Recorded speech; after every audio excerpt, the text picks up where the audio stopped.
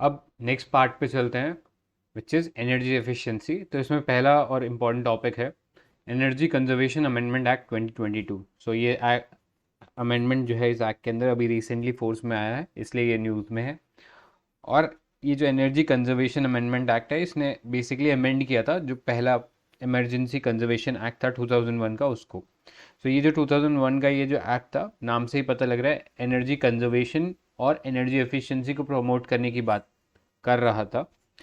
अब इसका जो परिव्यू है हम लोगों ने एक्सपैंड किया है, मतलब अपार्ट फ्रॉम कंजर्विंग एनर्जी, हम लोग जो है एनवायरनमेंट और उसके जो इम्पैक्ट है क्लाइमेट चेंज के ऊपर, उनको भी इसके अंदर कवर कर रहे हैं। सो ओवरऑल इसका जो स्कोप है ब्रॉडन किया गया है। इससे पहले भी ये जो एनर्जी कंजर्वेशन एक्ट है, इसको अमेंड किया गया था बैक इन 2010 के अंदर। हम लोगों ने इससे पहली बार अमेंड किया था। तब उसके अंदर हम लोगों ने एनर्जी कंजर्वेशन नॉर्म्स लाए थे बिल्डिंग्स के लिए। तो हम लोगों ने इसी पीटी के अंदर गृह के बारे में आप लोगों ने पढ़ा, ठीक है। सो वैसे ही ये जो एनर्जी कंजर्वेशन नॉर्म्स जो है बिल्डिंग्स के लिए लाए गए थे। इसके अलावा एक फ्रेमवर्क बनाया था trade off energy saving certificate. तो यहाँ पे हम लोग जो एनर्जी इंटेंसिव डेजिग्नेटेड कंज्यूमर्स हैं, मतलब ऐसे लोग जो कि बहुत ज़्यादा एनर्जी कंज्यूम कर रहे हैं, तो जनरली इसमें फैक्ट्रीज या बड़े बड़े इंस्टीट्यूशंस थे, उनके लिए जो एनर्जी सेविंग का जो स्कीम है ये चलाया गया था। तो वो एनर्जी सेविंग सर्टिफिकेट उन्हें दिए जा रहे थे ऐसे बड़े डेजिग्नेटेड कंज्यूमर्स को। इसके अलावा एक अपीलेट ट्राइब्यूनल भी रखा गया था इलेक्ट्रिसिटी के लिए। अगर कोई भी आपको इन सर्टिफिकेट से या इस एक्ट के अंदर कोई भी इशू लगता है, तो आप इस ट्राइब्यूनल को अप्रोच कर सकते थे। ऑलराइट, सो यहाँ पे एक अपील का रूम दिया गया था। अब आते हैं जो ये एनर्जी कंजर्वेशन एक्ट है 2022 का, अब इसमें क्या क्या चीज़ें ऐड की गई है। सो पहला, इसमें सेंट्रल गवर्नमेंट को एम्पावर किया गया ताकि वो एक कार्बन क्रेडिट ट्रेडिंग स्कीम बना सके। सो ये कार्बन क्रेडिट ट्रेडिंग स्कीम आप कई बार क्योटो प्रोटोकॉल के रिस्पेक्ट में भी सुन चुके हो। तो यहाँ पे भी हम लोग उसी लाइंस पे ही बनाने की कोशिश करें कि जितना ज़्यादा एनर्जी कोई सेव करेगा, उस क्वांटम में हम लोग उस बड़े इंस्टीट्यूशन को कुछ कार्बन क्रेडिट देंगे, और इसको एक मार्केट मैकेनिज्म के थ्रू ट्रेडेबल बनाया जाएगा। तो याद रखना, ये कार्बन क्रेडिट जो है एक ट्रेडेबल परमिट है, विच इज़ इक्विवेलेंट, मतलब ये बराबर होगा एक specified amount of carbon dioxide और अदर ग्रीन हाउस गैस। तो अभी ये अमाउंट कितना होगा, ये सेंट्रल गवर्नमेंट जो है ये डिसाइड करेगी, अभी तक डिसाइड नहीं किया। नेक्स्ट, गवर्नमेंट जो है एम्पावर हो गई है इससे to set requirements for designated consumer to meet a minimum share of energy consumption from non fossil sources. तो जितने भी डेजिग्नेटेड कंज्यूमर रहेंगे इस स्कीम के अंडर, जो कि अवेल कर रहे होंगे ये सर्टिफिकेट्स, उनके ऊपर एक ऑब्लिगेशन भी रखा जाएगा कि वो कुछ पार्ट है अपना एनर्जी कंजम्पशन का वो नॉन फॉसिल फ्यूल सोर्सेज से लेके आएँ, जैसे कि green hydrogen, solar, etcetera etcetera, ठीक है। इसके अलावा एक energy conservation and sustainability building code भी आएगा। सो पहले केवल एनर्जी कंजर्वेशन कोड था, बट अब सस्टेनेबल बिल्डिंग कोड इसके अंदर ऐड कर दिया गया है कि हम ये भी देखेंगे कि वो बिल्डिंग जो है लॉन्ग टर्म में सस्टेनेबल है कि नहीं है। अब यहाँ पे स्टेट्स गवर्नमेंट को पावर दी गई है कि वो थ्रैश होल्ड डिसाइड कर सकते हैं कि कितना मिनिमम लेवल होगा जिस पे हम लोग ये कोड जो है उसके जो भी पैरामीटर्स रहेंगे वो रहेंगे, ठीक है। सो स्टेट गवर्नमेंट को यहाँ पे थोड़ी सी पावर दी गई है। नेक्स्ट, अभी तक ये जो एक्ट था इसका जो स्कोप था जनरली हम लोग इंस्टीट्यूशन फैक्ट्री से ही लिमिटेड रखे हुए थे, लेकिन अब इसका स्कोप बढ़ा दिया गया है। अब जो व्हीकल्स हैं, वेसल्स है, व्हीकल्स मतलब जो कार, बाइक्स, ये सब जो कि एनर्जी कंज्यूम कर रहे हैं, उनके ऊपर भी ये इलेक्ट्रिसिटी कंजर्वेशन एक्ट जो है वो लागू होगा। इसके अलावा जो शिप्स और बोट्स हैं उनके ऊपर भी ये लागू होगा, ठीक है। Apart from the factories, institutions and the equipments, ठीक है, इक्विपमेंट्स पे भी लागू हो रहा था पहले। सो अब स्कोप वहाँ से भी इंक्रीज कर दिया गया। नेक्स्ट, जो स्टेट का इलेक्ट्रिसिटी रेगुलेटरी कमीशन होता है, हर स्टेट के अंदर एक अपना स्टेट इलेक्ट्रिसिटी रेगुलेटरी कमीशन होता है, वो एम्पावर है to make regulation for discharging of their functions, ठीक है। कि कैसे ये सब चीज़ें फंक्शन करेंगे, उसका जो स्टेट लेवल के ऊपर काम है वो स्टेट एनर्जी रेगुलेटरी कमीशन देखेगा। इसके अलावा स्टेट गवर्नमेंट जो है वो एक फंड कंस्टिट्यूट करेंगी, फंड का नाम होगा एनर्जी कंजर्वेशन फंड, और इससे जो पैसा है इसको लगाया जाएगा for the promotion of energy efficiency and conservation measure. अब याद रखना, इस फंड के अंदर पैसा जो है यूनियन गवर्नमेंट और स्टेट गवर्नमेंट दोनों से आएगा, राइट। इसके अलावा जो बीई है, हमारे जो ब्यूरो ऑफ एनर्जी एफिशिएंसी है, उसके जो कंपोजिशन है उसको भी इंक्रीज किया गया और डाइवर्सिफाई किया गया. So this is all you need to know about the energy conservation amendment act 2022. तो याद रखना जो जो नए पैरामीटर्स इसमें ऐड हुए हैं वो हमारे लिए इंपॉर्टेंट है. नेक्स्ट चलते हैं एक इंडेक्स पे which is the state energy and climate index. अब निकालता कौन है, तो इसे निकालता है नीति आयोग, और ये पहला राउंड इसका लॉन्च किया गया था. So it's the first index that aims to track efforts made by state and union territory in the climate and energy sector. तो स्टेट और यूटीज़ क्या एफर्ट ले रहे हैं क्लाइमेट सेक्टर में या एनर्जी सेक्टर में ऑल टुगेदर, उनको ये एड्रेस करता है. अब ये जो रैंकिंग है ये दी जा रही है on efforts like improving energy access, energy consumption या एनर्जी एफिशिएंसी बढ़ा रहे हैं, सेफ गार्ड कर रहे हैं इन्वायरमेंट को. तो इन सब पैरामीटर्स को ध्यान में रखते हुए ये रैंकिंग दी जा रही है. तो अगर हम प्रॉपरली देखें तो इंडिकेटर इसके अंदर हमारे पास टोटल 6 इंडिकेटर्स हैं, जिसमें यहाँ पे आप अलॉन्ग विद द वेट, मतलब वेटेड है ये पैरामीटर्स के, कुछ जो पैरामीटर्स हैं उनका वेटेज ज़्यादा है इस रैंकिंग में. जैसा पहला है डिस्कॉम परफॉर्मेंस, उसको 40% रेटिंग दिया गया है. एंड देन आपका accessibility, affordability and reliability of energy इसको second, along with the clean energy efficiency, ये दोनों को 15-15% का बराबर वेटेज दिया गया. फिर आपके पास environment sustainability है 4%, बाकी जो नए इनिशिएटिव हैं वो बराबर ही आता है. एंड लास्टली एनर्जी एफिशिएंसी, तो इसको 6% वेटेज मिला है. तो टॉप 3 आपको पता होना चाहिए. डिस्कॉम का परफॉर्मेंस को सबसे ज़्यादा रेटिंग है, फिर एक्सेस, अफोर्डेबिलिटी एंड रिलायबिलिटी की जो एनर्जी है वो कितना एक्सेसिबल है और कितना रिलायबल है, मतलब क्या वो 24/7 अवेलेबल है कि नहीं है. एंड फिर जो तीसरा पैरामीटर है इसमें वह क्लीन एनर्जी इनिशिएटिव. तो ये टॉप 3 आपको पैरामीटर्स इसके अंदर डेफिनेटली पता होने चाहिए. अब ये जो पैरामीटर्स है इनको फर्दर कुछ इंडिकेटर्स के अंदर डिवाइड किया गया, तो वो इंडिकेटर्स हमारे लिए जानना इंपॉर्टेंट नहीं है. बस याद रखना 6 पैरामीटर्स हैं और 27 इंडिकेटर्स के अक्रॉस पैरामीटर्स हैं, ये स्प्रेड है. नेक्स्ट इसके अंदर रैंकिंग की बात करें तो रैंकिंग 3 कैटेगरीज में बनाई गई है, फ्रंट रनर, अचीवर्स और एस्पेरेंट. सो फ्रंट रनर मतलब टॉप कैटेगरी, जो इंडेक्स के अंदर state energy and climate index के अंदर अगर आपकी रैंकिंग जो है वो 46 से ज़्यादा है या इक्वल है तो आप फ्रंट रनर की कैटेगरी में आओगे. अगर आपका ये SECI जो स्कोर है ये 36 से 46 के बीच में है तो आप मिडिल या जो अचीवर है उसका स्टेटस पाओगे. And lastly aspirants. तो अगर आपका स्टेटस जो है 36 से नीचे है इस SECI स्कोर के अंदर तो आपको एस्पेरेंट का स्टेटस मिलेगा. सो ये चीज़ है इसके अंदर याद रखने वाली. आगे चलते हैं. सो यहाँ पे स्टेट्स का क्लासिफिकेशन 3 कैटेगरीज के अंदर किया गया है. ये 3 कैटेगरीज क्या है, large states, small states and UTs. So यहाँ पे आप परफॉर्मेंस देख सकते हो. More than half of the states have scored higher than average, 50% ने एवरेज से ऊपर स्कोर किया है.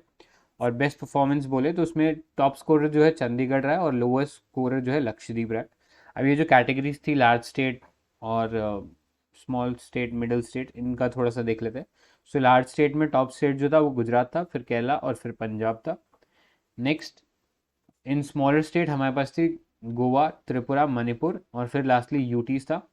तो Chandigarh, Delhi and Daman and Diu, Nagar Haveli, ये रैंकिंग रहे हैं यूटीज़ के अंदर. तो ये रैंकिंग्स थोड़ा सा ध्यान में रखना, कौन कहाँ पे आता है शायद पूछा जा सकता है इस इंडेक्स के रिस्पेक्ट में.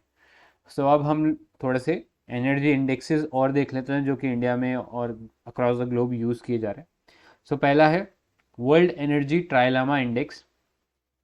ये वर्ल्ड एनर्जी काउंसिल जो है ये इस इंडेक्स को निकालती है. इसके अंदर मेजर किया जाता है एनर्जी सिक्योरिटी को, एनर्जी इक्विटी को, एनवायरमेंट सस्टेनेबिलिटी. सो इसमें इंडिया का जो रैंकिंग है ये 75 रहा है. 2021 का ये रैंकिंग है. इसमें टॉप परफॉर्मिंग जो कंट्रीज थे वो थी स्वीडन, स्विट्जरलैंड और डेनमार्क. तो याद रखना ये वर्ल्ड एनर्जी ट्रायलामा इंडेक्स. नेक्स्ट है वर्ल्ड एनर्जी ट्रांजिशन इंडेक्स. ये बहुत इंपॉर्टेंट इंडेक्स है, कई बार हम इसको पढ़ भी चुके हैं, एक बार रिवाइज कर लेते हैं. तो ये WEF जो है वर्ल्ड इकोनॉमिक फोरम इसको निकालता है और चेक करता है इंडिया का एनर्जी सिस्टम इन वर्ल्ड का या जो कंट्रीज़ हैं उनका एनर्जी सिस्टम इन्फॉर्मेशन. तो इसमें इंडिया का रैंक जो है 87 रहा है. इसमें अगेन टॉप रैंकिंग जो है वो स्वीडन है, फिर है नॉर्वे और फिर डेनमार्क है. इसके अलावा renewable energy country attractiveness index Ernst and Young EY जो है ये निकालता है और कंट्रीज़ को based on the investment made in renewable energy sector उसके हिसाब से रैंकिंग देता है. तो इसमें इंडिया का जो रैंकिंग है काफ़ी अच्छा है. India is rank 3rd. तो ये चीज़ याद रखना. टॉप 2 के अंदर बात करें तो इंडिया से पहले यानी US और फिर चाइना है और फिर तीसरा नंबर जो है इंडिया का है. ठीक है. तो याद रखना इंडिया जो है renewable energy country attractiveness index में 3rd रैंकिंग है। ठीक है, ये इंपॉर्टेंट है क्योंकि जहाँ जहाँ इंडिया की रैंकिंग अच्छी है उसके चांसेस भी हैं कि वो पूछा जाए। नेक्स्ट है क्लाइमेट चेंज परफॉर्मेंस इंडेक्स। ये जर्मन वॉच जो नाम का एक एनजीओ है वो निकालता है और मेजर करता है कि कंट्रीज कितना प्रोग्रेस कर रही हैं जो नेशनली डिटरमाइंड कंट्रीब्यूशन थे एनडीसीज ऑन द 2030 टारगेट्स, तो उस पर कैसा परफॉर्म करें। तो इसके अंदर इंडिया का जो रैंकिंग था ये 8 था, तो ये गलत करा हुआ है, 8 है ये रैंकिंग। सो पहले 3 स्पॉट्स जो थे वो खाली रखे गए थे। द रीज़न बीइंग कि किसी कंट्री ने बहुत ज़्यादा प्रोग्रेस नहीं किया था अपने नेशनली डिटरमाइंड कॉन्ट्रीब्यूशंस पे, जो कि पेरिस डील के अंदर आते हैं। तो उसमें किसी ने अच्छा परफॉर्म नहीं किया था, तो इसलिए पहले 3 स्पॉट जो थे वो खाली रखे गए थे। उसके बाद जो है रैंकिंग में हम देखते हैं डेनमार्क है, स्वीडन है और नॉर्वे है। ठीक है, और फिर इंडिया जो है इसमें 8th रैंक पे आता है, तो ये पता होना चाहिए। So that's all you need to know about the state energy and climate index. आगे चलते हैं नेक्स्ट पार्ट पे। तो कुछ और एनर्जी एफिशिएंसी से रिलेटेड इनिशिएटिव है, जैसे है promoting energy efficiency and Renewable energy in selected MSME clusters in India project. So basically हम कुछ सिलेक्टेड एमएसएमई जो क्लस्टर्स हैं इंडिया के अक्रॉस, मतलब ग्रुप ऑफ एमएसएमई एक साथ जहाँ पे है, तो ऐसे क्लस्टर्स के अंदर हम एनर्जी एफिशिएंसी और रिन्यूएबल एनर्जी को प्रमोट करने वाले हैं।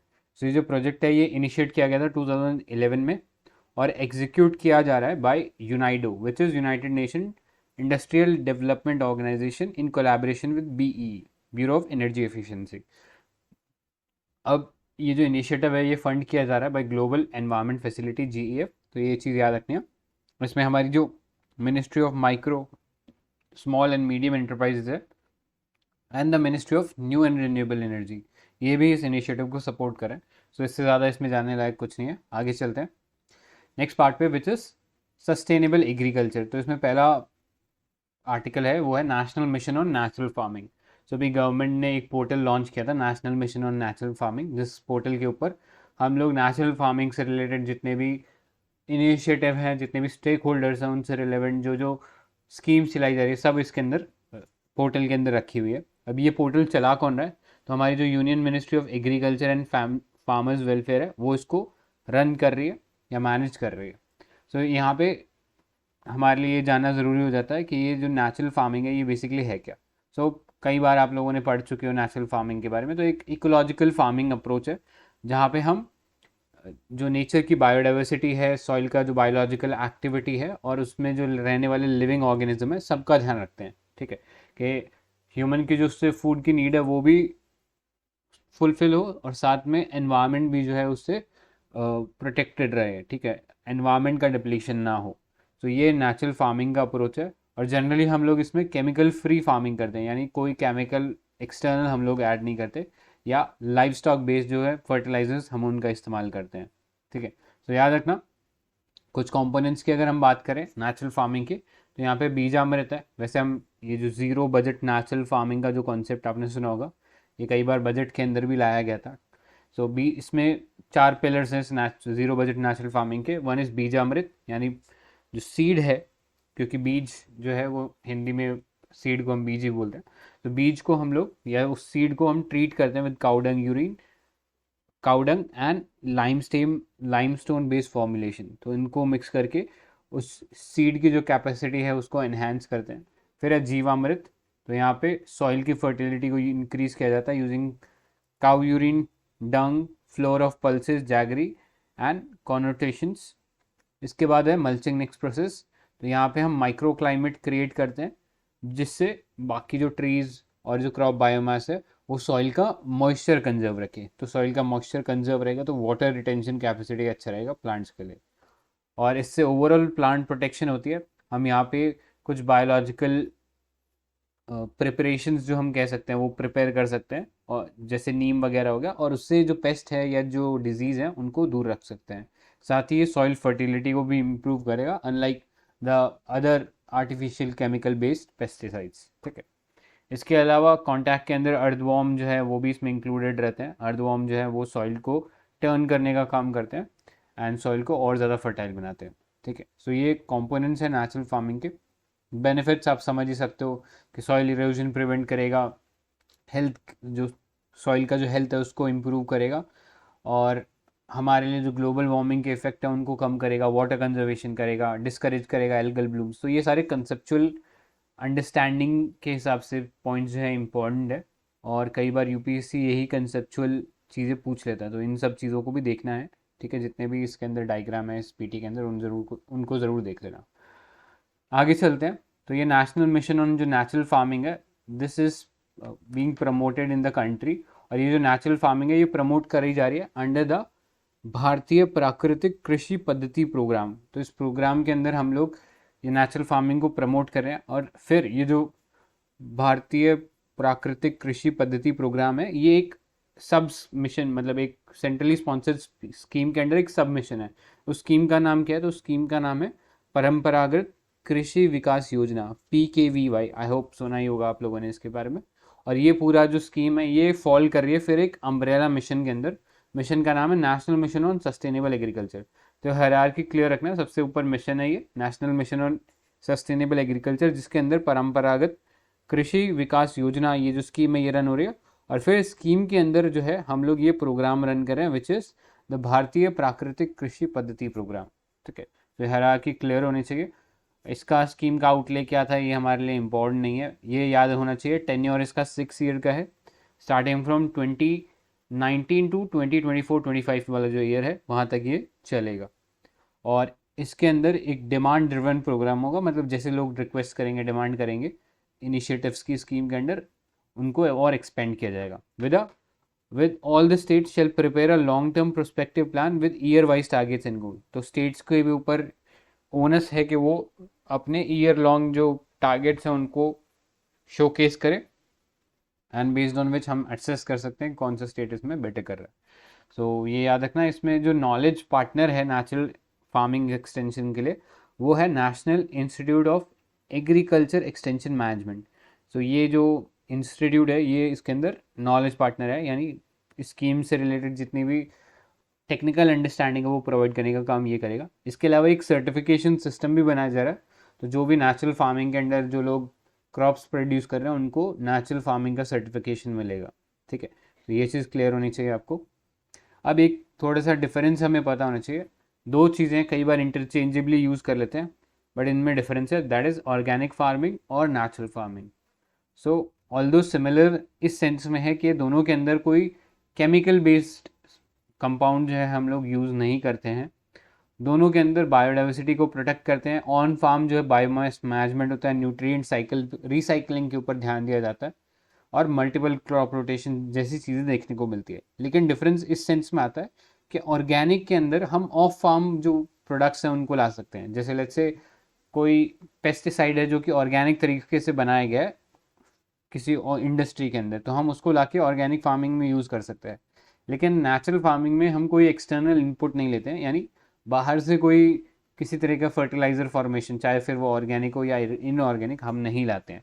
तो ऑन फार्म में हम कैसे मैनेज करते हैं? तो ऑन फार्म जो हमारे पास लाइव स्टॉक है, जैसे कैटल हो गया, या फिर जो गाय हैं, भैंसें हैं, उनका जो डंग है या उनके जो बायोमास है उसी से हम लोग नेचुरल फार्मिंग में इनपुट लगाते हैं। और फिर एक और इम्पॉर्टेंट पॉइंट आप इसमें ये देख सकते हो कि जो ऑर्गेनिक फार्मिंग है उसमें हम ploughing, tilling, mixing manure, weeding etcetera ये सब कर सकते हैं। लेकिन नेचुरल फार्मिंग में ये प्लोइंग, सॉइल टिलिंग मतलब सॉइल को पलटना, ये इन पे ज़्यादा ध्यान नहीं दिया जाता। ठीक है, सो मेजर डिफरेंस यही है कि ऑर्गेनिक फार्मिंग के अंदर हम बाहर से कोई भी इनपुट जो है वो ला सकते हैं, प्रोवाइडेड कि वो ऑर्गेनिक हो। बट नेचुरल फार्मिंग में सब कुछ ऑन फार्म होता है, कुछ भी बाहर से नहीं आता है। So with that, let's move ahead to the next article, which is International Year of Millet 2023. तो ये 2023 का जो साल है हम इंटरनेशनल ईयर ऑफ मिलेट के फॉर्म में सेलिब्रेट कर रहे हैं।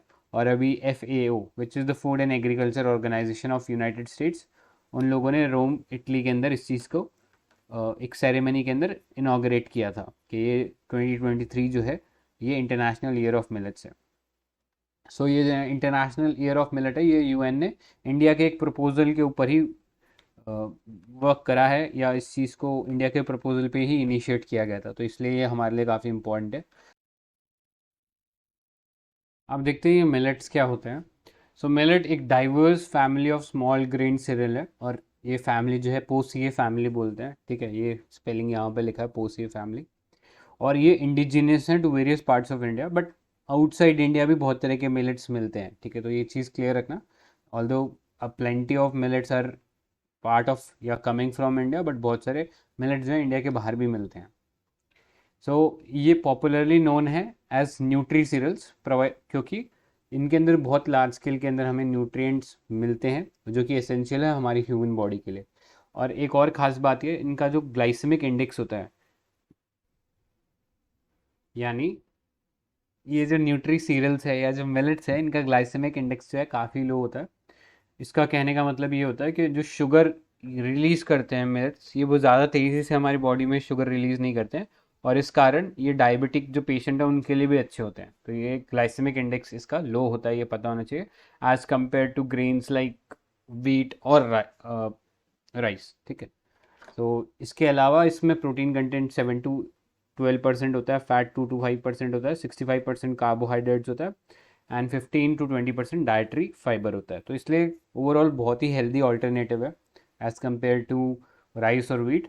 इसके अलावा इंडिया के अंदर एक बहुत रेवोल्यूशन, बड़ा चेंज आया था मिलेट्स के प्रोडक्शन को लेके, कि बिफोर ग्रीन रेवोल्यूशन मिलेट्स जो थे इंडिया में लार्जेस्ट ग्रोन स्टेपल थे, बट आफ्टर ग्रीन रेवोल्यूशन हम लोगों ने देखा कि ये मार्जिनल फॉडर की तरह रिड्यूस होकर रह गए, और वीट और जो राइस है उसने ज़्यादातर जगह घेर ली इसके अंदर, ठीक है। तो इसमें ये चीज़ पता होनी चाहिए हमें।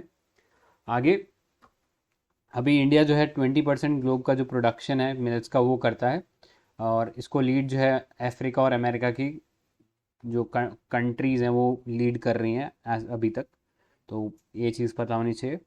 नेक्स्ट, इंडिया के अंदर टॉप 5 जो मिलेट प्रोड्यूसिंग स्टेट है वो हमें पता होनी चाहिए, विच इज़ मध्य प्रदेश, गुजरात, फिर है कर्नाटका, फिर राजस्थान और महाराष्ट्र, ठीक है। तो यहाँ पे हम लोग अगर बात करें इंडिया में मेजरली प्रोड्यूस क्या होता है, तो जवार विच इज़ सोरगुम, पर्ल मिलेट मतलब बाजरा, और फिंगर मिलेट रागी, ये तीन जो है मेजर मिलेट्स हैं जो इंडिया में प्रोड्यूस हो रहे हैं। इसके अलावा कई और माइनर मिलेट्स भी होते हैं, जैसे फॉक्सटेल मिलेट, काकुम, पोर पोरोसो मिलेट, चेनाबारी। तो ये जो चीज़ें हैं ये एग्रीकल्चर के पर्सपेक्टिव से इंपॉर्टेंट है। आजकल यूपीएससी ऐसे एग्रीकल्चर रिलेटेड क्वेश्चन भी पूछ लेता है, ठीक है, तो याद रखना इनके नेम भी पता होने चाहिए। कि लिटिल मिलेट ये कुटकी शावन है, बार्नयार्ड मिलेट जो है सानवा है, कोडो मिलेट कोडोन। तो ये सब मिलेट्स की एक वैरायटी है। तो कई बार सिंपली यूपीएससी नाम डाल सकता है कि ये जो चीज़ें हैं ये क्या है, क्योंकि इस साल हम लोग international year of millets celebrate कर रहे हैं, तो काफ़ी अच्छा चांस है कि ये सब पे क्वेश्चन आ जाए। इसके अलावा कुछ सूडो मिलेट्स भी होते हैं, तो उसमें है जैसे बकव्हीट, कुट्टू एंड अमरनाथ या रामदाना, ये सूडो मिलेट्स की कैटेगरी में आते हैं। इसके अलावा इंडिया ने अपना जो नेशनल ईयर ऑफ मिलेट है वो सेलिब्रेट किया था 2018 में। अब गवर्नमेंट और भी बहुत सारे स्टेप्स ले रही है, जैसे एमएसपी जो है वो इंक्रीज़ कर दिया है। फिर जो सक्षम आंगनवाड़ी और जो पोषण 2.0 था, जिसके अंदर लोगों को या जो प्रेग्नेंट फीमेल्स थी या जो छोटे बच्चे थे उनको खाना जो प्रोवाइड किया जाता था, उसमें एटलीस्ट वंस अ वीक जो है हम लोग प्रोवाइड करेंगे मिलेट बेस्ड मील्स। तो याद रखना ये इस तरीके से गवर्नमेंट जो है सपोर्ट कर रही है। ओवरऑल न्यूट्रिशनल बेनिफिट तो देख लिए, बट इसके अलावा बेनिफिट्स जो है हम लोग कंज्यूमर्स को बोले तो ग्लूटेन फ्री भी होता है, ठीक है। राइस और इनफैक्ट जो वीट है उसमें बहुत ज़्यादा ग्लूटेन होता है, जो कि कई बार हार्मफुल होता है हमारी बॉडीज़ के लिए। तो उस चीज़ से भी प्रिवेंट करता है क्योंकि ग्लूटेन फ्री होता है। प्रिवेंट टाइप 2 डायबिटीज़, दो रीज़न मैंने बताया, ग्लाइसेमिक इंडेक्स लो होता है, शुगर जो इसमें से जो रिलीज़ होती है वो बहुत धीरे धीरे रिलीज़ होती है, तो इसलिए डायबिटिक पेशेंट के लिए काफ़ी अच्छा रहता है। प्रोबायोटिक होता है, यानी हमारे पेट स्टमक के अंदर जो ऑर्गेन बैक्टीरियाज हैं, हेल्दी बैक्टीरियाज, उनको और प्रमोट करता है। और बहुत सारे इश्यूज़ हैं जैसे एनीमिया, लिवर डिसऑर्डर, अस्थमा, इनको भी ठीक करता है। फार्मर के लिए फ़ायदा ये रहता है कि कल्टीवेशन इसका लेस रिस्की रहता है, क्योंकि काफ़ी ज़्यादा ड्रॉट रेजिलिएंट क्रॉप्स हैं ये, मतलब कम पानी के अंदर भी चल जाता है, और इनको ज़्यादा फैंसी रिक्वायरमेंट नहीं होता, फैंसी इन द सेंस कि फर्टिलाइज़र या पेस्टिसाइड का इनको ज़्यादा रिक्वायरमेंट नहीं है, ठीक है। और ओवरऑल अगर हम बात करें तो फार्मर के लिए चीपर भी है as compare to growing other crops. तो ये बहुत सारे बेनिफिट्स हैं मिलेट के। आगे चलते हैं नेक्स्ट टॉपिक पे, which is direct seeded rice. So direct seeded rice जो है ये एक टेक्निक है जिसके अंदर हम जो राइस कल्टीवेशन है वो करते हैं। तो यहाँ पे ट्रेडिशनली राइस कल्टीवेशन कैसे होता है, राइस को एक नर्सरी के अंदर उगाया जाता है एंड फिर वहाँ से उन्हें ट्रांसलोकेट किया जाता है इन द फील्ड्स जहाँ पे ऑलरेडी वाटर जो है वो एकदम ड्रेंच करा हुआ होता है या फिर एकदम लॉक्ड होता है, मतलब पानी एकदम भरा हुआ रहता है, और फिर उनमें उनका ट्रांसप्लांटेशन होता है। तो ये ट्रेडिशनल तरीका है। लेकिन डायरेक्ट सीडेड राइस के अंदर हम जिस फार्म के अंदर उन्हें उगाना है वहीं पे उनको सो करते हैं, यानी वहीं पे उनका बीज लगाते हैं, rather than transplanting seedlings from the nursery. तो इससे फ़ायदा क्या होता है डायरेक्ट सीडेड राइस से? एक तो वाटर सेविंग मेथड है कि आपको बहुत ज़्यादा पानी नहीं यूज़ करना पड़ता, और इसके अलावा जो मिट्टी है उसको पलटना नहीं पड़ता बार बार। तो आपको पता है मिट्टी हम जब पलटते हैं तो उसकी वजह से बहुत सारे जो ऑर्गेनिक कंटेंट है वो लॉस्ट हो जाते हैं, और उससे ग्लोबल वार्मिंग जो है वो बढ़ता है, बिकॉज उससे जो ग्रीन हाउस गैसेज है उसका इमिशन बढ़ता है। सो ये कुछ एडवांटेजेस हैं कि ये इन्वायरमेंट फ्रेंडली है, वाटर इसमें कम रिक्वायरमेंट होगा, वाटर कम रिक्वायरमेंट होगा तो ऑटोमेटिकली एनर्जी की जो रिक्वायरमेंट है वो भी कम हो जाएगी। तो ऑल इन ऑल सबके लिए बेनिफिट है। लेकिन कुछ इश्यूज भी हैं जिसकी वजह से अभी पंजाब के अंदर फार्मर्स जो है इस डायरेक्ट सीडेड राइस को रिजेक्ट कर रहे हैं। ठीक है, सो वो देखते हैं इश्यूज क्या है, बट उससे पहले एक चीज़ और जान लेना, ये जो डायरेक्ट सीडेड राइस है इसको एक और टेक्निक के नाम से जाना जाता है, which is broadcasting seed technique. तो याद रखना ये चीज़। अब आते हैं एडवांटेजेस के ऊपर। तो एडवांटेजेस हम लोगों ने काफ़ी डिस्कस कर लिया कि लेबर बचता है, पानी का जो इतना ज़्यादा यूसेज था वो बचता है, और पानी क्योंकि हम इकट्ठा करके नहीं रख रहे हैं तो इसमें जो बैक्टीरियाज होते थे जो कि वाटर लॉग कंडीशन में देखने को मिलते हैं, जिन्हें हम मिथेनोजन बोलते हैं, जो मीथेन रिलीज करते हैं, वो बैक्टीरियाज नहीं पैदा होंगे, इसलिए ये लेस मीथेन एमिशन भी है। इसके अलावा अर्ली क्रॉप मैच्योरिटी देखने को मिल जाती है 7 to 10 days, जिससे हम सब्सिक्वेंट क्रॉप्स लगाने के लिए काफ़ी टाइम मिल जाता है। अब इश्यूज़ क्या हैं? तो यहाँ पे सीड्स जो हैं काफ़ी ज़्यादा चाहिए एज़ कम्पेयर टू ट्रांसप्लांटिंग। इसके लिए लेज़र लैंड लेवलिंग करनी पड़ती है, जो कि मतलब लैंड को एकदम फ्लैट करना पड़ता है, और उसमें पैसा काफ़ी लगता है। ठीक है, which is very costly. Next, इसमें सीड रिक्वायरमेंट जो है हायर है, जो हम लोगों ने देखा अभी। इसके अलावा हर्बिसाइड जो है वो हम नहीं डाल सकते उसमें प्रॉपरली, तो वो एक इशू क्रिएट करता है फाइनल आउटकम के ऊपर। ठीक है, सो इसलिए direct seeded rice although environment friendly है, लेकिन कॉस्ट इफेक्टिवनेस थोड़ी सी कम है, इसीलिए फार्मर्स जो है इसको रिजेक्ट कर रहे हैं। तो ये चीज़ याद रखना। आगे चलते हैं। Next is miscellaneous. तो इसमें पहला टॉपिक है राइट टू रिपेयर। तो डिपार्टमेंट ऑफ कंज्यूमर अफेयर ने अभी एक कमेटी सेटअप करी थी जिसने राइट टू रिपेयर के ऊपर फोकस करने की बात कही है अंडर द मिशन लाइफ।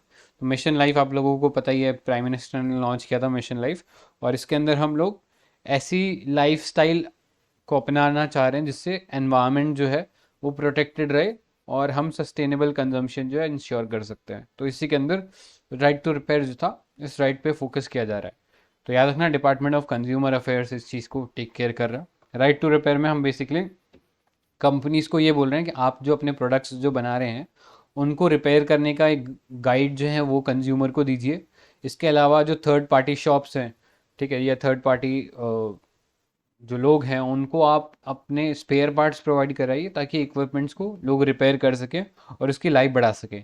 अब लाइफ बढ़ाने से होगा क्या? हम लोग वेस्ट कम प्रोड्यूस करेंगे, और कोई भी जो प्रोडक्ट है उसकी लाइफ जो हम इनलोंगेट कर सकते हैं, तो ओवरऑल इन्वायरमेंट फ्रेंडली रहेगा। जो बहुत ज़्यादा हम ई वेस्ट प्रोड्यूस कर रहे हैं वो भी कम हो जाएगा इस तरीके से।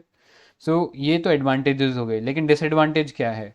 तो बहुत सारी कंपनीज का ऐसा कहना है कि इससे जो उनके इंटेलेक्चुअल प्रॉपर्टी राइट्स है वो हार्म हो जाएंगे अगर वो थर्ड पार्टी को अपने ये इक्विपमेंट्स देते हैं। ठीक है, तो याद रखना राइट टू रिपेयर के बारे में।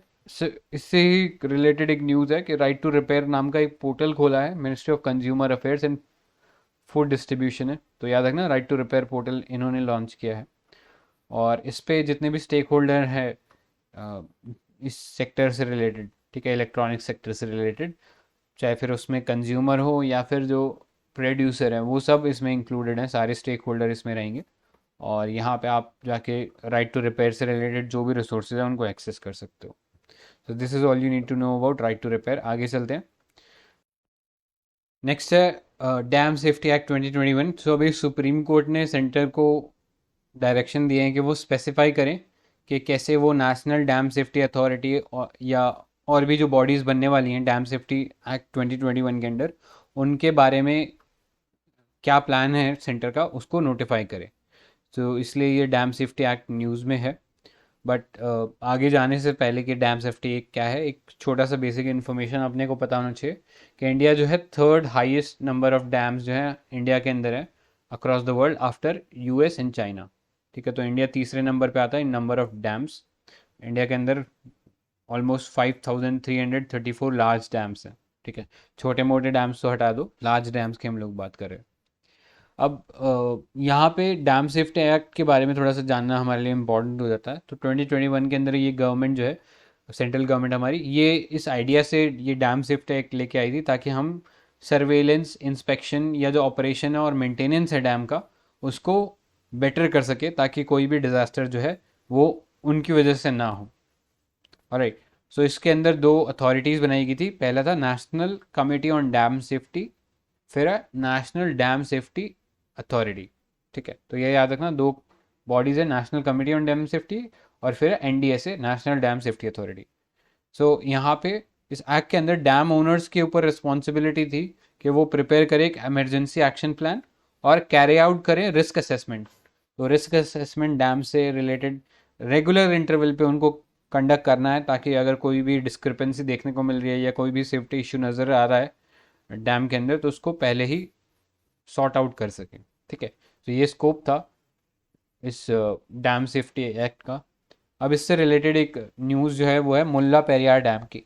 सो ये मुल्ला पेरियार डैम जो है, ये ऑल्दो ये डैम जो है केरला के अंदर लोकेटेड है, लेकिन इसको मैनेज कौन कर रहा है? तो इसको मैनेज तमिलनाडु की गवर्नमेंट कर रही है। रीज़न क्या है उसके पीछे कि जोग्राफिकली ये डिफरेंट लोकेशन पे है, लेकिन इसको मैनेज तमिलनाडु कर रहा है। तो उसके पीछे रीज़न ये है कि ये डैम जो है 126 ईयर ओल्ड है, और तब जो है तब के जो महाराजा ऑफ त्रावणकोर थे, उन्होंने साइन किया था एक agreement with the then British government. तो उसमें 999 ईयर की लीज के ऊपर ये जो डैम है ये दिया गया था to the Madras government. Alright, so इसलिए ये डैम जो है अभी भी तमिलनाडु जो है वो ऑपरेट कर रहा है। अब न्यूज़ में इसलिए है ये डैम जो है बिकॉज ऑलमोस्ट 126 ईयर हो चुके हैं इस डैम को, जिसकी वजह से डैम का स्ट्रक्चर जो है थोड़ा सा वीक लग रहा है, और इसीलिए केरला गवर्नमेंट जो है वो तमिलनाडु गवर्नमेंट को कह रही है कि इस चीज़ को इम्प्रूव करने की ज़रूरत है। ठीक है, अब यहाँ पे तमिलनाडु गवर्नमेंट ने एक चीज़ बताया था। तो उन्होंने बोला कि हम जो है ये मुल्ला पेरियार जो है इंडिया का पहला डैम है which is working on rule curve basis. अब ये रूल कर्व क्या होता है? तो रूल कर्व इज़ बेसिकली हम टैबुलेशन कर रहे हैं quantum of water storage in the dam over a period of time. ठीक है, साल के अंदर कितना वाटर इसके अंदर इकट्ठा होना चाहिए उसका एक टेबल प्रिपेयर्ड है based on the 35 years of rainfall data. उसके बेसिस पे हम लोगों ने एक टेबल प्रिपेयर किया, और उस टेबल के बेसिस पे हम पता लगाते हैं कि किस टाइम पे कितना वाटर होना चाहिए। सो इसमें ये इंश्योर किया जाता है कि वाटर कभी भी इसकी जो परमिसिबल मैक्सिमम लेवल है वहाँ तक ना जाए। ठीक है, और इससे हम इंश्योर करते हैं कि जो डैम है वो सेफ़ रहे। तो ये जो एक डैम सेफ्टी मैकेनिज्म हम लोग कह सकते हैं। तो ये याद रखना, रूल कर्व जो है डैम सेफ्टी से रिलेटेड एक टर्म है। आगे चलते हैं, कुछ और हाइड्रो इलेक्ट्रिक प्रोजेक्ट जो है जो कि न्यूज़ में थे उनको देखते हैं। सो पहला है कावर हाइड्रो इलेक्ट्रिक प्रोजेक्ट।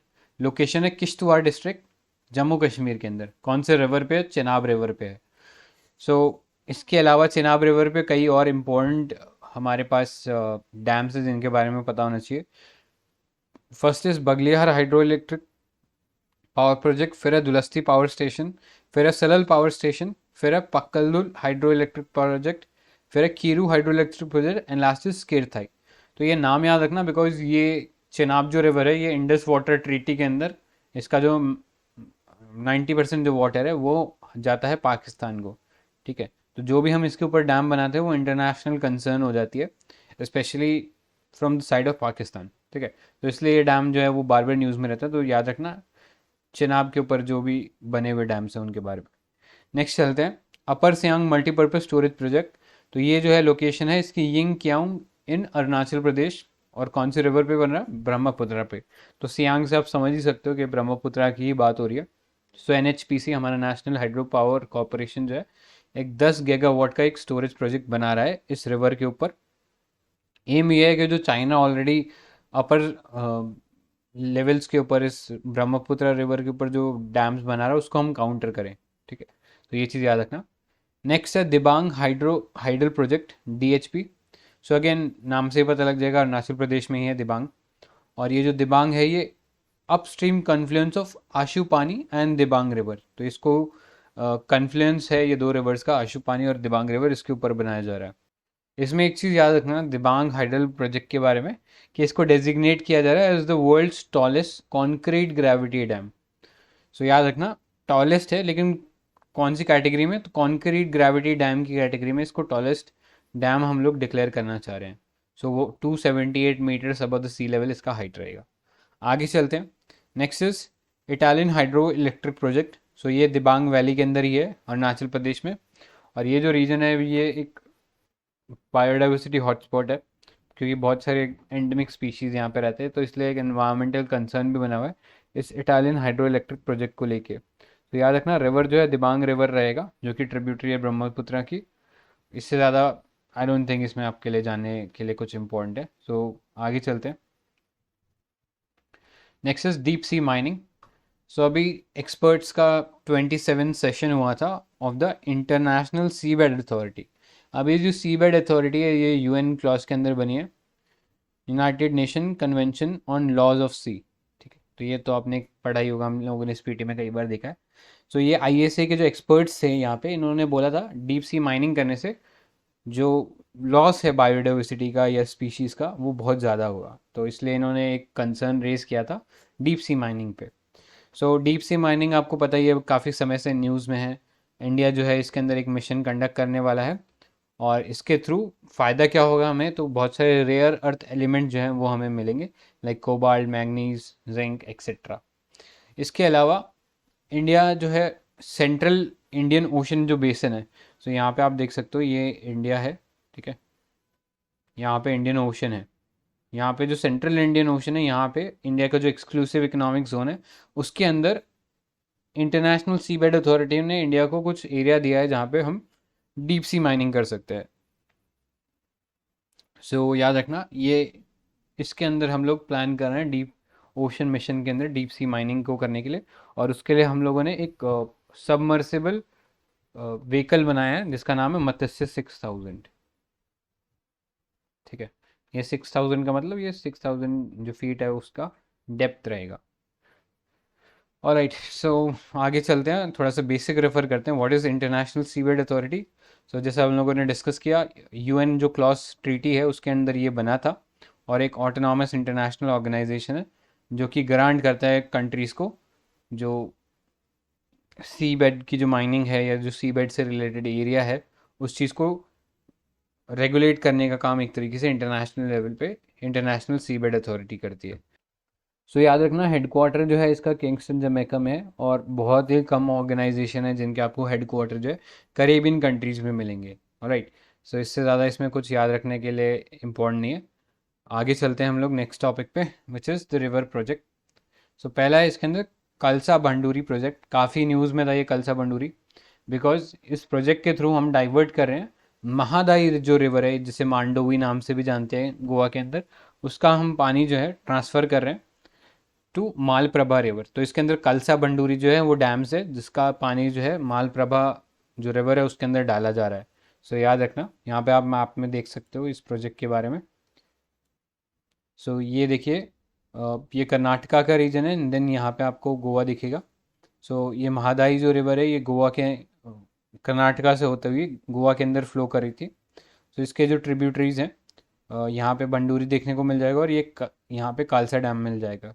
सो इनसे पानी हम लोग डाइवर्ट करके जो नॉर्दर्न कर्नाटका है उसके जो ड्रिंकिंग वाटर का जो इशू था उसको रिजॉल्व करने की कोशिश करेंगे। सो याद रखना मालप्रभा के अंदर इस पानी को ट्रांसफ़र किया जाएगा। आगे चलते हैं, next is east Rajasthan canal project. तो अभी 20th मीटिंग हुआ था एक special committee on interlinking of river, और उन्होंने अप्रूव कर दिया proposal of interlinking the Parbati Kalisindh and Chambal link project. So ये प्रभाती और कालीसिंध जो है ये पता होनी चाहिए चंबल की ही ट्रिब्यूटरीज है, तो इन सबको आपस में लिंक करके जो यहाँ पे रहने वाले जो लोग हैं इस एरिया के अंदर उनको ड्रिंकिंग वाटर फैसिलिटी प्रोवाइड की जाएगी। इससे ज़्यादा इसमें कुछ जानने लायक नहीं है। आगे चलते हैं रिपोर्ट एंड इंडिसेस पे। सो पहला है fostering effective energy transition. So again energy transition से रिलेटेड है, और जैसा हम लोगों ने पहले देखा था जो एनर्जी ट्रांजिशन इंडेक्स था जो कि वर्ल्ड इकोनॉमिक फोरम निकाला था, वैसे ही ये भी जो फोस्टरिंग इफेक्टिव एनर्जी ट्रांजिशन है ये वर्ल्ड इकोनॉमिक फोरम ही निकाल रहा है। तो ये अपना जो खुद का एनर्जी ट्रांजिशन इंडेक्स है उसी को इस्तेमाल करती है। अब इसमें पैरामीटर्स की बात करें तो एक एनर्जी ट्राइंगल होता है जिसमें सिक्योरिटी एंड एक्सेस, यानी जो इलेक्ट्रिसिटी आपको 24/7 अवेलेबल होनी चाहिए, फिर है एनवायरमेंट सस्टेनेबिलिटी, और lastly economic development and growth. तो ये सब पैरामीटर्स हैं जिसके अंदर जिसको यूज़ करके ये जो फॉस्टरिंग इफेक्टिव एनर्जी ट्रांजिशन है इसको रिपोर्ट को बनाया जाता है। आगे चलते हैं। Next is environment performance index. ये वर्ल्ड इकोनॉमिक फोरम निकालता है in collaboration with Yale University and Columbia University. So ये एक बाईइनियल इंडेक्स है। बाईनियल मतलब हर 2 सालों में से निकाला जाता है, और इसमें इंडिया की जो रैंकिंग थी लास्ट थी। तो out of 180 country India was rank 180th, और बहुत ही ख़राब स्कोर दिया था 18.9 का। तो इतना ही याद रखना, इंडिया की इसमें रैंकिंग ख़राब थी, और ये था एनवायरमेंटल परफॉर्मेंस इंडेक्स। आगे चलते हैं। फिर बहुत सी छोटी छोटी और रिपोर्ट्स है, बट कई बार यूपीसी ये छोटी छोटी रिपोर्ट से पूछ लेता है, तो पता होना चाहिए कौन निकालता है इनको। So next is renewable 2022 global status report. So ये रेन 21 नाम की एक ऑर्गेनाइजेशन है, एनजीओ हम लोग कह सकते हैं, जिसमें बहुत सारे एक्टर्स हैं फ्रॉम साइंस, गवर्नमेंट, इंडस्ट्री, ये सब इसमें इन्वॉल्व है इस ऑर्गेनाइजेशन में। सो ये जो ऑर्गेनाइजेशन है ये बेसिकली जो बॉर्न 2004 का international conference on renewable energy था उससे इसको फॉर्म किया गया था, और ये कंट्रीज़ का रिन्यूएबल एनर्जी का जो स्टेटस है उसको बताती है। तो इसमें इंडिया को बताया गया कि इंडिया की सेकेंड रैंकिंग है in new solar water heating capacity addition, and third in hydro power capacity addition, and fifth in terms of ethanol production. तो ये कुछ रैंकिंग्स दी गई थी, ज़्यादा इंपॉर्टेंट नहीं है, बस पता होना चाहिए कौन सी ऑर्गेनाइजेशन निकाल रही है। फिर नेक्स्ट है रिन्यूएबल कैपेसिटी स्टैटिस्टिक्स 2022। सो ये कुछ सिमिलर सी ही रिपोर्ट है, जैसे नेक्स्ट रिपोर्ट भी आप देख रहे हो, renewable power generation cost in 2021। फिर है renewable energy and annual job review. तो ये सारी जो रिपोर्ट्स हैं ये आईरीना नाम की ऑर्गेनाइजेशन निकाल रही है, जो हम लोगों ने इस पीटी में पढ़ी भी थी। हेडक्वार्टर जो था इसका यूएई के अंदर था, याद रखना, यूएई के अंदर इसका हेडक्वार्टर था, और रिन्यूएबल एनर्जी से रिलेटेड ये सब रिपोर्ट निकालता है। तो आई डोंट थिंक ज़्यादा इंपॉर्टेंट है, बिकॉज कुछ सिग्निफिकेंट आउटकम नहीं थे इन रिपोर्ट्स के, ठीक है। सो आगे चलते हैं। एक इम्पॉर्टेंट रिपोर्ट है विच is the renewable energy report 2022। ये निकालती कौन है? ये तो इंटरनेशनल एनर्जी एजेंसी जो है ये निकालती है इस रिपोर्ट को, और इसके अंदर बोला गया कि रिन्यूएबल एनर्जी जो है आने वाले साल के अंदर, नेक्स्ट 5 years के अंदर 90% जो ग्लोबल इलेक्ट्रिसिटी कैपेसिटी एक्सपैंड होगी वो रिन्यूएबल के फॉर्म में होगी, और उसमें इंडिया जो है one of the largest contributor रहने वाला है। सो याद रखना, इंडिया जो है इस इंटरनेशनल एनर्जी एजेंसी का एक एसोसिएट मेंबर है, ठीक है, India. So this is all you need to know about it. आगे चलते हैं। World energy employment report 2022।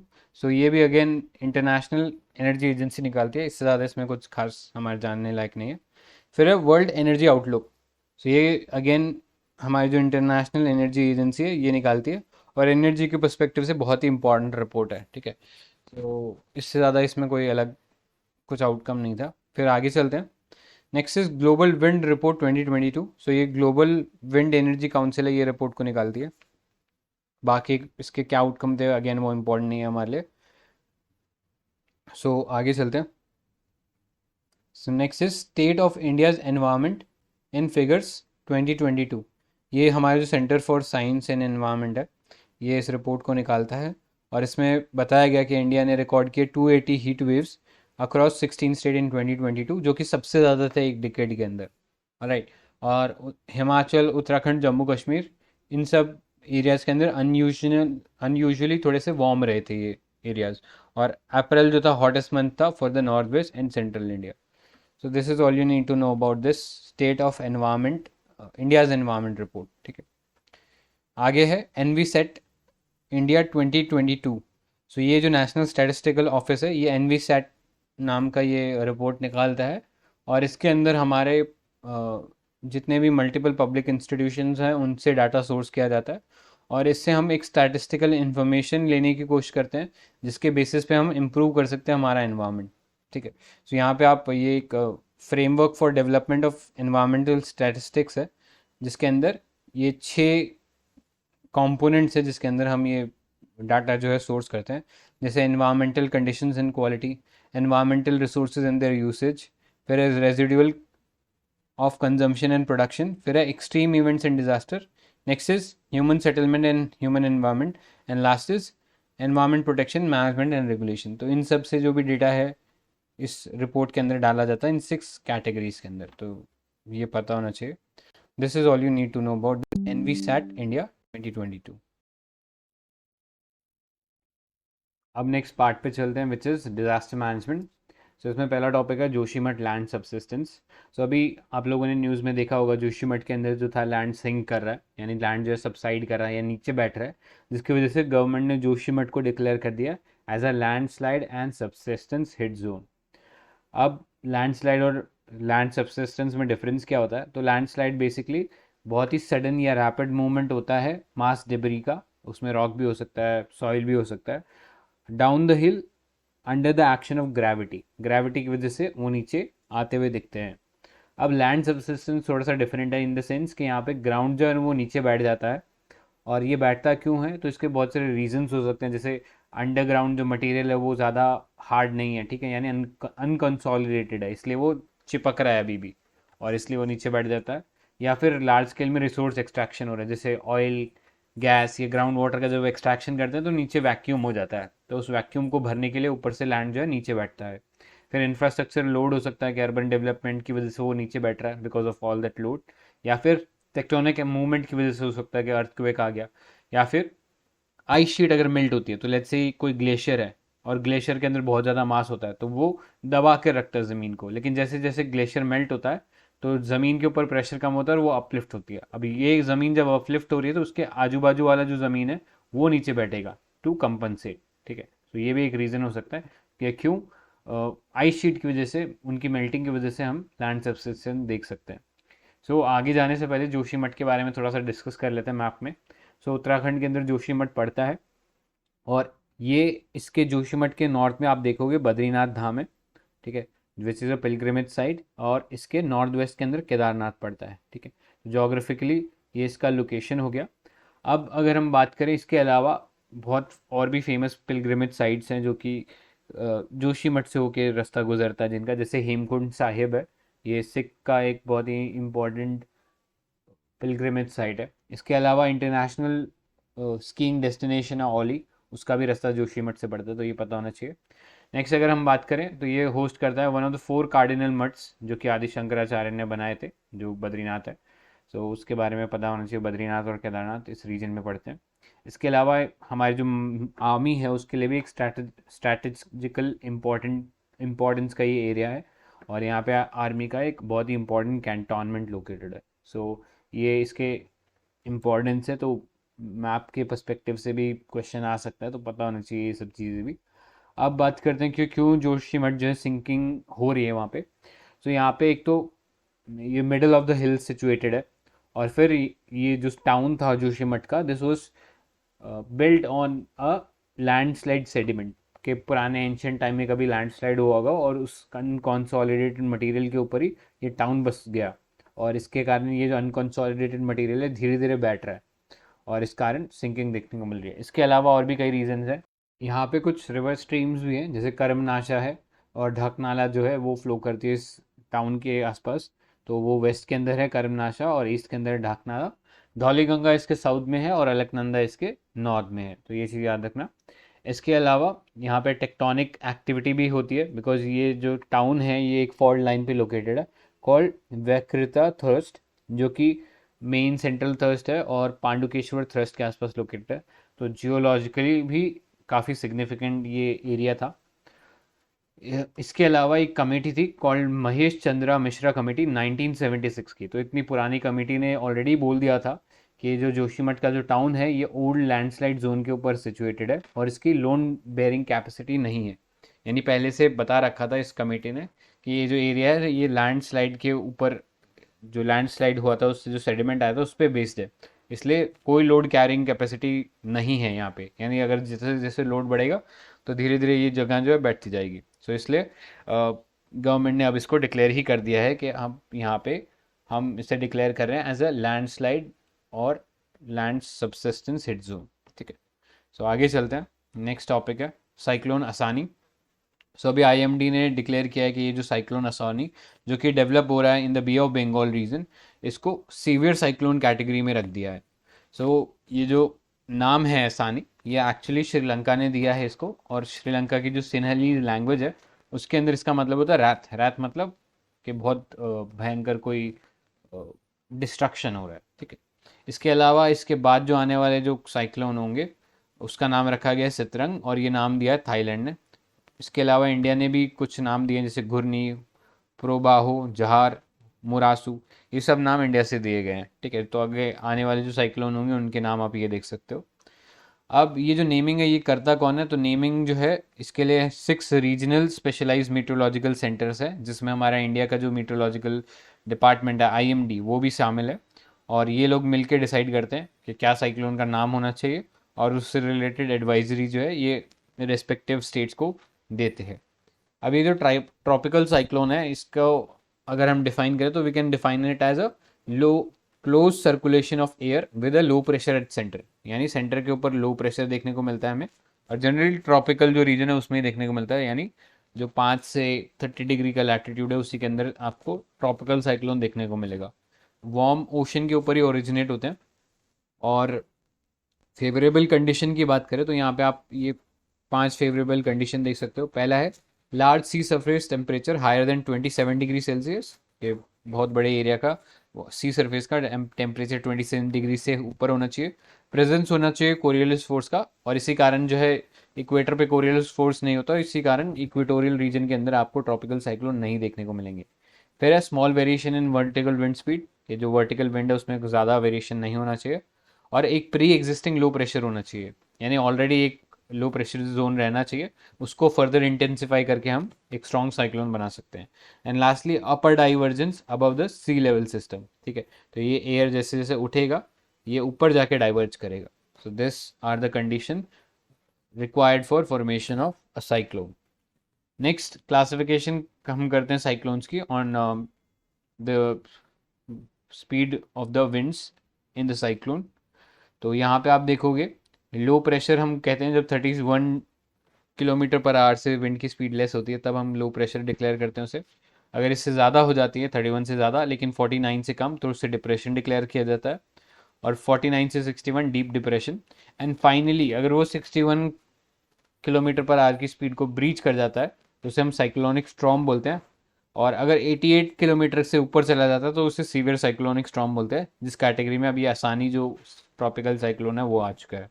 और अगर 221 किलोमीटर पर आवर से चले जाता है ऊपर स्पीड तो हम इसे सुपर साइक्लोन बोलते हैं। ठीक है, आगे चलते हैं, कुछ रिलेटेड न्यूज़ देखते हैं।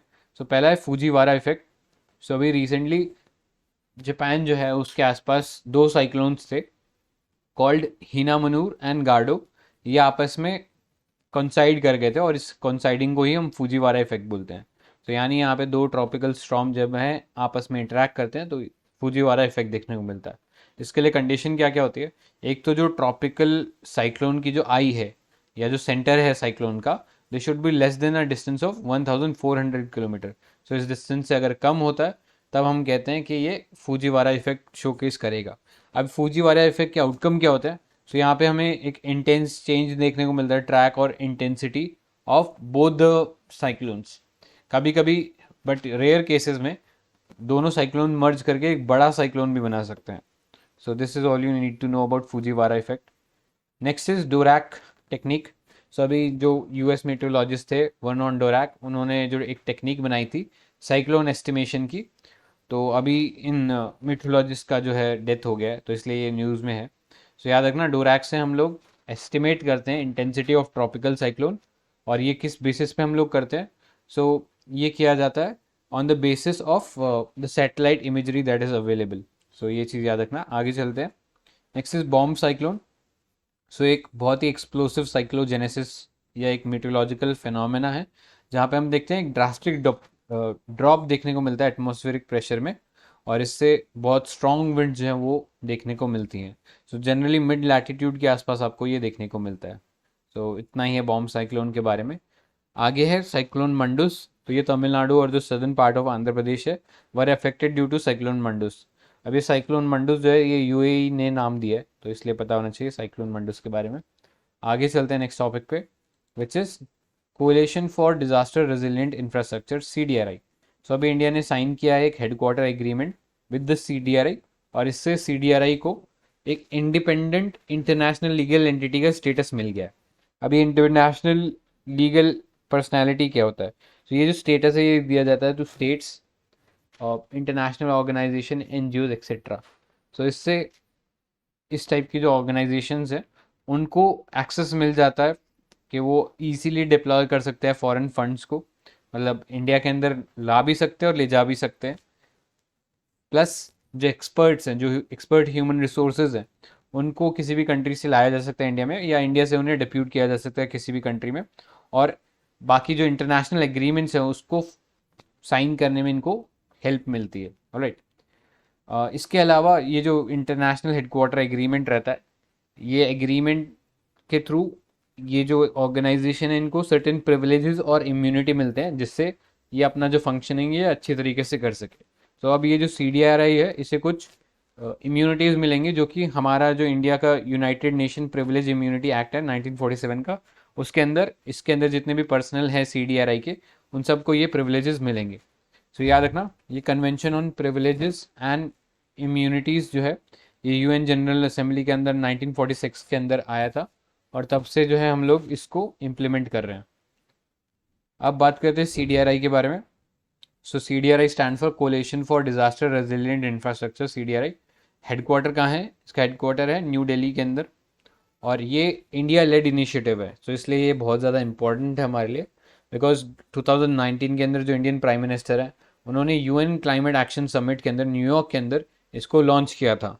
ऑब्जेक्टिव ये है कि हम प्रमोट करें resilience of the infrastructure system, ताकि वो डील कर सके क्लाइमेट चेंज से और डिजास्टर रिस्क से, एंड साथ ही साथ प्रमोट करें सस्टेनेबल डेवलपमेंट। सो ये ब्रॉडली ऑब्जेक्टिव है।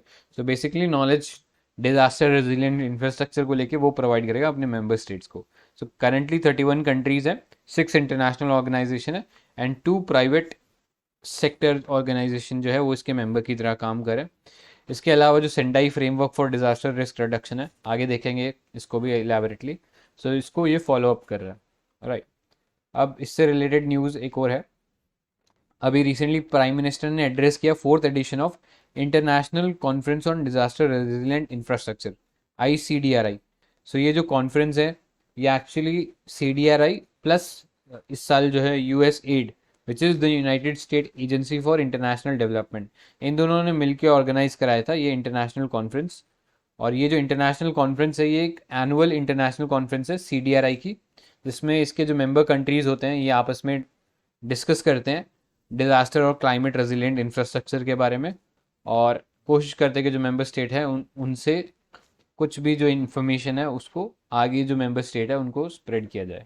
ठीक है, so with that let's move ahead. Next topic है global platform for disaster risk reduction 2022, या GP 2022 नाम से जाना जा रहा था। तो ये 7th सेशन था इस ग्लोबल प्लेटफॉर्म का, जो कि ऑर्गेनाइज किया गया था by the United nation office for disaster risk reduction. और ये हुआ कहाँ था? ये बाली इंडोनेशिया के अंदर हुआ था। सो ये एक मेन ग्लोबल फोरम है जो कि एसेस करता है, डिस्कस करता है progress on the implementation of Sendai framework. तो याद रखना सेंडाई फ्रेमवर्क से ये रिलेटेड है, और यहाँ पे बाली एजेंडा फॉर रेजिलियंस जो था वो समराइज किया गया था या डिक्लेयर किया गया था। तो इस एजेंडा में यही चीज़ बोला गया था कि हमें एक होल ऑफ सोसाइटी अप्रोच लेने की ज़रूरत है टुवर्ड्स डिजास्टर रिस्क रिडक्शन, यानी सभी लोगों को साथ लेके डिजास्टर रिस्क रिडक्शन अप्रोच बनाने की ज़रूरत है। और नेक्स्ट इसमें हम लोगों ने ये भी चीज़ बोला था कि ये जो डिजास्टर रिस्क रिडक्शन है this is central to the 2030 agenda of sustainable development. तो SDG के जो गोल हैं उसके लिए भी सेंट्रल है ये डिजास्टर रिस्क रिडक्शन। तो इससे ज़्यादा कोई काम का नहीं है। नेक्स्ट थोड़ा सा देख लेते हैं UNDRR के बारे में। सो ये जो United nation office for disaster risk reduction है, ये बेसिकली UN की एजेंसी है जो कि स्पेसिफिकली काम करती है डिजास्टर रिस्क रिडक्शन को लेके, एंड कस्टोडियन है सेंडाई फ्रेमवर्क। अब ये सेंडाई फ्रेमवर्क क्या है? तो ये एक मेजर एग्रीमेंट है जो कि पोस्ट 2015 डेवलपमेंट एजेंडा के अंदर था, और ये सेंडाई फ्रेमवर्क नाम जापान से आता है क्योंकि जापान में ये मीटिंग हुआ था, वहाँ पे ये डिसाइड किया गया था। सो एम यही है कि डिज़ास्टर जो रिस्क है उसको हम कैसे कम करें. So this is all there is in this GP 2022. आगे चलते हैं नेक्स्ट टॉपिक पे. सो कुछ रिलेटेड डिजास्टर से रिलेटेड न्यूज़ है जो हमें पता होना चाहिए. पहला है अर्थ क्वेक ऑब्जर्वेटरी. अभी recently ministry of earth science ने एक इनाग्रेट किया है सेस्मोलॉजिकल ऑब्जर्वेटरी, जो कि जम्मू कश्मीर के जो उधमपुर डिस्ट्रिक्ट है वहाँ पे इसको इस्टेब्लिश किया गया है. तो ये इंडिया की 153rd सेस्मिक स्टेशन है. और उधमपुर में बनाने का इसका मेजर रीज़न है क्योंकि यहाँ पे दो मेजर सिस्मोजेनिक फॉल्ट्स है, जो कि है मेन फ्रंटल थ्रस्ट, जो भी हम लोगों ने जोशीमठ के भी केस में देखा था, और फिर है मेन बाउंड्री थ्रस्ट. तो ये दो थ्रस्ट के ऊपर लोकेटेड है, इसलिए ये उधमपुर जो है रीजन इसको सिलेक्ट किया गया इस ऑब्जर्वेटरी के लिए. नेक्स्ट चलते हैं ड्रैको. तो ये एक स्टॉर्म था जो कि यूएस के अंदर आया था, और इस स्टॉर्म की वजह से वहाँ का जो स्काई का जो कलर है वो ग्रीन हो गया था. और ये ड्रैको जो है, खास बात इसके बारे में ये है कि थंडर स्टॉर्म और शावर्स देखने को मिले थे. और यहाँ पे जो थंडर स्टॉर्म विंड थी ये स्ट्रेट लाइन में थी, अनलाइक टॉर्नेडो जहाँ पे रोटेशन देखने को मिलता है, यहाँ पे स्ट्रेट लाइन में आई थी ये thunder storm. Next, avalanche monitoring radar. तो इससे पहले हम लोगों ने लैंडस्लाइड देखा था. तो लैंडस्लाइड में क्या होता है कि सिंपली जो रॉक और सॉइल डेब्रिस है वो ग्रेविटी के एक्शन से नीचे आ जाता है. एवलांच में थोड़ा सा डिफरेंस इस सेंस में है कि यहाँ पे जो स्नो की एक शीट होगी वो नीचे आ जाती है under the action of gravity. So हम लोगों ने एक स्टेट ऑफ द आर्ट, यानी फर्स्ट ऑफ इट्स काइंड एक ऑब्जर्वेटरी जो है या एक मॉनिटरिंग सिस्टम जो है एवलांच को लेके बनाया है नॉर्थ सिक्किम के अंदर. तो ये डिटेक्ट कर सकता है किसी भी एवलांच को विद इन 3 सेकेंड्स. जैसे ही ट्रिगर होती है उसके 3 सेकेंड्स में डिटेक्ट कर सकता है. सो वैसे प्रिडिक्ट करना तो एवलांच को मुश्किल है, बट उसको पता लगाना वो हम कर सकते हैं. और पता लगाने का ऑब्जेक्टिव यही है कि हमारी जो डिफेंस फोर्सेस जो कि ऐसे एरियाज में डिप्लॉयड है, जो कई बार आपने केसेस सुने होंगे कि वो एवलांच के अंदर दब के मर गए, सो ये चीज़ ना हो और उनको फटाफट रिट्रैक कर सके हम लोग. ऐसे हमारे फंसे हुए सोल्जर्स या फिर जो भी टूरिस्ट हैं उनको फटाफट उनको एक्सट्रैक्ट कर सकते हैं ऐसे रीजन से. तो ये बनाया किसने? तो ये defence geo informatics and research establishment है, जो कि डीआरडीओ के अंदर फंक्शन करती है. तो याद रखना, हायरार्की आपको पता होनी चाहिए. ये geo defence geo informatics and research establishment है, ये डीआरडीओ के अंदर फंक्शन करती है. ऑलराइट, आगे चलते हैं. Next is south Asia drought monitoring system, SADMS. तो ये एक सिस्टम है जो कि डेवलप किया गया है by International Water Management Institute and Indian Council of Agriculture Research. इन दोनों ने मिलकर लॉन्च किया है, और साउथ एशिया की जितनी भी कंट्रीज है उन सब के अंदर इसको टेस्ट ऑलरेडी कर लिया जा चुका है. सो ये बेसिकली ड्रॉट मैनेजमेंट से रिलेटेड जो प्रॉब्लम्स है, चैलेंजेस है, उन सबको एड्रेस करने में हेल्प करेगा. बाकी इससे ज़्यादा कोई इंपॉर्टेंस नहीं है इसका. आगे चलते हैं. नेक्स्ट है दामिनी ऐप. अभी रिसेंटली होम मिनिस्टर ने सजेस्ट दिया है कि हम ये दामिनी ऐप को सभी लोकल लैंग्वेजेस में लॉन्च करें. अब ये दामिनी ऐप करता क्या है? ये ऐप जो है ये बेसिकली लाइटनिंग एक्टिविटीज़ के बारे में बताता है. ये लाइटनिंग एक्टिविटीज़ को मॉनिटर करता है and it can alert a person about the lightning activity in a radius of 20 kilometre and 40 kilometre. तो अगर आपके पास ये ऐप है तो आपको अपने 20 to 40 किलोमीटर के रेडियस में कोई भी लाइटनिंग एक्टिविटी हुई है तो उसके बारे में एडवांस नोटिस मिल जाएगा. ये चीज़ याद रखना. अब डेवलप किसने किया है इस ऐप को? तो Indian Institute of Tropical Meteorology IITM Pune और Earth System Science Organisation ESSO, जो कि मिनिस्ट्री ऑफ अर्थ साइंसेज के अंडर आते हैं, इन लोगों ने ये दामिनी ऐप को लॉन्च किया था. इतना ही है इसमें जानने लायक. नेक्स्ट चलते हैं रिपोर्ट एंड इंडिसेस पे. पहला है global assessment report on disaster risk reduction 2022. ये जो रिपोर्ट है ये अभी UN का जो office for disaster risk reduction है उसने लॉन्च किया है, और इसके अंदर बताया गया था कि कैसे डिजास्टर से जेंडर बेस्ड वायलेंस जो है वो इंक्रीज हो रहा है. ठीक है, ये इतना ही था इसमें जाने लायक. नेक्स्ट चलते हैं. Global status of multi hazard early warning system target G. ये again United Nations disaster risk reduction जो है उसने और वर्ल्ड मीटरोलॉजिकल ऑर्गेनाइजेशन ने मिलकर ये रिपोर्ट जो है लॉन्च किया था. और इसके अंदर हम लोग प्रोवाइड करा रहे हैं access to multi hazard early warning system, और इसकी अवेलेबिलिटी से हम इंश्योर करना चाह रहे हैं कि जो लोग हैं उनको हार्म या उनका जो प्रॉपर्टी है उसको डैमेज कम हो. This is all you need to know about this global status of multi hazard early warning system. आगे चलते हैं. नेक्स्ट टॉपिक है मामलू केव. ये जो मामलू केव है मेघालय के अंदर लोकेटेड है, and this has been listed as the first 100 international union of geological sciences geological sites. पहली 100 ये जो जियोलॉजिकल साइट्स थी उसके अंदर इसका नाम आ गया है. अब ये international union of geological sciences का हेडक्वार्टर जो है बीजिंग चाइना के अंदर देखने को मिलता है, और वर्ल्ड का largest scientific organization of the geo scientist 1961 में फॉर्म हुआ था। इससे ज़्यादा इसमें ऑर्गेनाइजेशन के बारे में जानना इंपॉर्टेंट नहीं है। अभी जो international union of geological site जो ये जियोलॉजिकल हेरिटेज साइट का टैग देते हैं, इसका इंपॉर्टेंस क्या है या क्यों दिया जाता है, तो ये ऐसी साइट्स को दिया जाता है जो कि कोई जियोलॉजिकल इंपॉर्टेंस होल्ड कर रहे हो। तो ये बहुत सारे तरीके के एविडेंसेस हो सकते हैं, लाइक हाइड्रोलॉजिकल, पेलियोंटोलॉजिकल, सेडिमेंटोलॉजिकल, स्ट्रैटोलॉजिकल या टेक्टोनिक। ऐसे कुछ भी एविडेंस अगर हमें मिल रहा है साइट से, तो उसको फिर जियोलॉजिकल हेरिटेज साइट के लिए रिकमेंड किया जा सकता है। और ये जो 100 साइट डिक्लेयर किए गए हैं, ये डिक्लेयर किए हैं under a project name international geo science programme, IGCP। अब ये जो इंटरनेशनल जियो साइंस प्रोग्राम है, ये नॉलेज हब की तरह काम करता है ऑफ द यूनेस्को, और ये फैसिलिटेट करता है international scientific cooperation in Jio sciences. Right. अब ये जो मामलू केव है या क्रेम मामलू इसका जो नाम है, ये इंडियन सब कॉन्टिनेंट की 4th लॉन्गेस्ट केव है, जो कि ऑलमोस्ट 7 किलोमीटर्स तक एक्सटेंड होती है। इसको पहली बार डिस्कवर किया गया था बाय लेफ्टिनेंट यूल, ये एक ब्रिटिश ऑफिशियल थे, उन्होंने इसको डिस्कवर किया था। और लोकेटेड कहाँ है, तो ये सोहरा जो रीजन है जिसे हम चेरापूंजी के नाम से जानते हैं, जो कि ईस्ट खासी हिल डिस्ट्रिक्ट के अंदर पड़ता है, तो वहाँ पे ये मामलू केव जो है लोकेटेड है। इसके अलावा कई इंपॉर्टेंट स्पीशीज़ भी इस केव में मिले हैं, तो याद रखना बहुत इंपॉर्टेंट केव है। लेकिन क्यों इसको ये जियोलॉजिकल हेरिटेज साइट मिला, ये हमारे लिए सबसे ज़्यादा इंपॉर्टेंट है। तो इस साइट को जब डिस्कवर किया गया, उसके बाद हमें पता लगा कि यहाँ पे कुछ जियोलॉजिकल एविडेंसेस मिले, और उस एविडेंस के चलते हमें एक नई एज मिली। उस एज को हम बोलते हैं मेघालयन एज। सो ये जो केव है, ये फेमस है स्टेलिगमाइट के लिए। स्टेलिगमाइट जो है कास्ट टोपोग्राफी में आपने देखा होगा कि ये लाइमस्टोन जो बेस टोपोग्राफी होती है, वहाँ पे स्टेलिगमाइट का फॉर्मेशन होता है। सो ये एक बेसिकली पिलर होता है, या फिर एक लाइमस्टोन का एक फॉर्मेशन होता है जो ग्राउंड से राइज करता है ऊपर की तरफ, तो इसलिए स्टेलिगमाइट इसको बोलते हैं। एक सिमिलर लाइमस्टोन का एक और फॉर्मेशन होता है जो सीलिंग से नीचे की तरफ ट्रांसेंड करता है, इसे हम बोलते हैं स्टेलिकटाइट। तो याद रखना, जी से ग्राउंड से जा रहा है, और स्टेलिक साइड जिसमें सी आता है वो सीलिंग से यानी ऊपर से नीचे आ रहा है। So this is all you need to know about this Mawmluh cave. अब ये मेघालयन एज डिस्कस कर लेते हैं कि ये क्या है। सो पहले आप ये देखो कि हम जो चैप्टर 1 था ज्योग्राफी क्लास 11th का, तो वहाँ पे हम लोगों ने पढ़ा था ये जियोलॉजिकल टाइम स्केल के बारे में। तो सबसे पहले पीरियड आता है, फिर है इपोक, और फिर है एज। ठीक है, ये डिसेंडिंग ऑर्डर कह सकते हो ईयर्स के हिसाब से। सो पीरियड अभी कौन सा चल रहा है, अभी चल रहा है क्वाटरनरी पीरियड। इपॉक चल रहा है होलोसीन, और होलोसीन के अंदर एज जो अभी चल रही है उसे हम एंथ्रोपोसीन एज कर रहे हैं, और एंथ्रोपोसीन एज से पहले मेघालयन एज आया था। तो ये मामलू केव के थ्रू ही हमें एविडेंसेस मिले थे इस मेघालयन एज के बारे में। सो अब ये मेघालयन एज कब से एग्जिस्ट करा था, तो अराउंड 4200 ईयर्स अगो हम ये मेघालयन एज देख रहे थे।